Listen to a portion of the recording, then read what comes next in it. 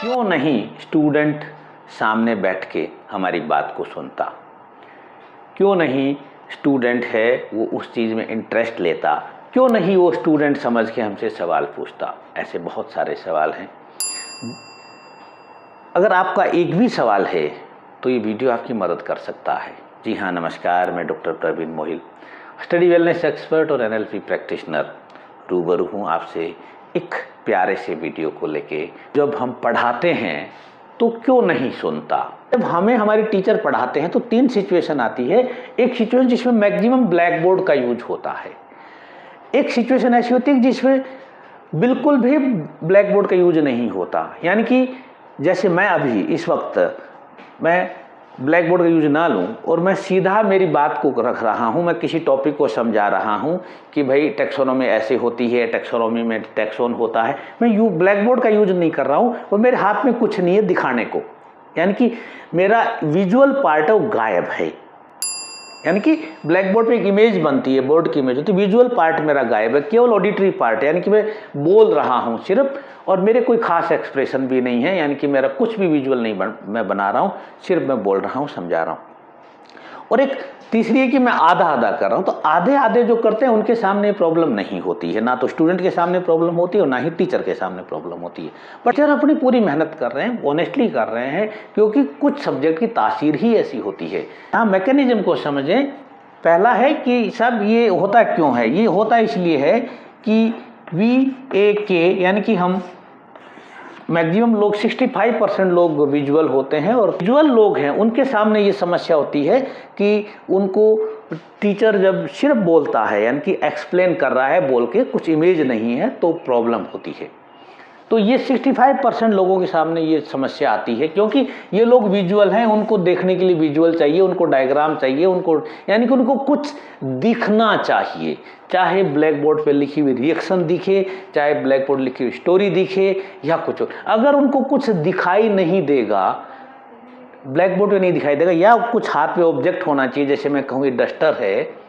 एक तो मैं कहूँ कि ये एक तो मैं ऐसे कह रहा हूँ कि एक डस्टर होता है और उस डस्टर के ऊपर एक प्लास्टिक का या लकड़ी का लगा होता है, एक कपड़ा होता है साफ करने। एक तो मैं ऐसा कह रहा हूँ, एक तो ये this is the auditory part. तो इस बात को ऑडिटरी बच्चा तो समझ लेगा, बट जो विजुअल बच्चा है उसको मुझे ऐसे कहना पड़ेगा कि ये एक डस्टर आप मेरे हाथ में देख रहे हैं, इसका सॉफ्ट पार्ट है, ये इसका प्लास्टिक का कवर है, ब्लैक कलर का ये, तो this is the visual part. तो जो बच्चे विजुअल होते हैं उनको ऑडिटरी प्रॉब्लम में आ जाते हैं। कुछ भी वैसा नहीं है कि कोई कमजोरी इंटेलिजेंसी का मामला नहीं है। अब सवाल है कि इसकी मैकेनिज्म क्या होती है? मैकेनिज्म ये होती है कि जो लोग विजुअल हैं, जिनको डायग्राम चाहिए, जिनको पिक्चर चाहिए, जिनको स्क्रीन चाहिए देखने के लिए, यानी कि वो वहीं से समझेंगे, क्योंकि वहाँ वो कंफर्ट है। सुनने को तो ऑडिटरी भी वो लोग रीड कर लेंगे, ऐसा नहीं है कि वो नहीं करेंगे, बट वहाँ उनको मज़ा नहीं आएगा। मज़ा उनको विजुअल में ही आएगा। एज ए टीचर अगर ये प्रॉब्लम आ रही है कि साहब हमारे पास विजुअल सेगमेंट नहीं है, तो ये वीडियो आगे अंत तक जरूर देखिएगा। अगर आप स्टूडेंट हैं तो भी आप इस चीज़ को समझिएगा।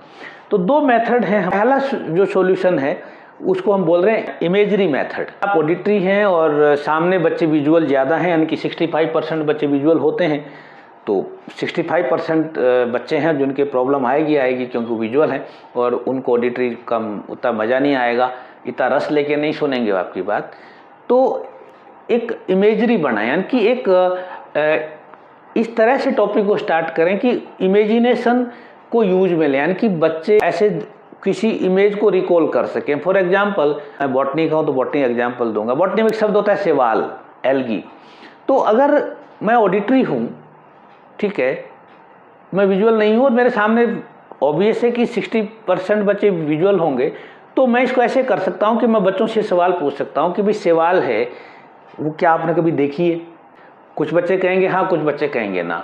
हाँ कहते हैं वो तो ठीक है, जो बच्चे कहते हैं ना, तो हमें उनको बता देंगे कि गांव में या अपने शहर में जहाँ पर पानी इकट्ठा होता है, पानी के पास कुछ हरा हरा जम जाता है, बच्चे कहेंगे हाँ देखा है, बच्चे कहेंगे हाँ देखा। यानी कि वो एक बच्चे की इमेजरी बन गई, यानी कि वो बच्चे को वहाँ की जो इमेज है उसने देखा है। बच्चा कह रहा हाँ सर देखा है, यानी कि उसकी इमेज बन गई। तो वो वहाँ क्या उसका विजुअल सेंस एक्टिव हो जाएगा और फिर वो वहाँ से अपने आपके साथ धीरे धीरे लिंक करना शुरू कर देगा, कनेक्ट करना शुरू कर देगा, और बच्चा रुकेगा आपके सामने, यानी कि आप चीज़ को वो सुनेगा।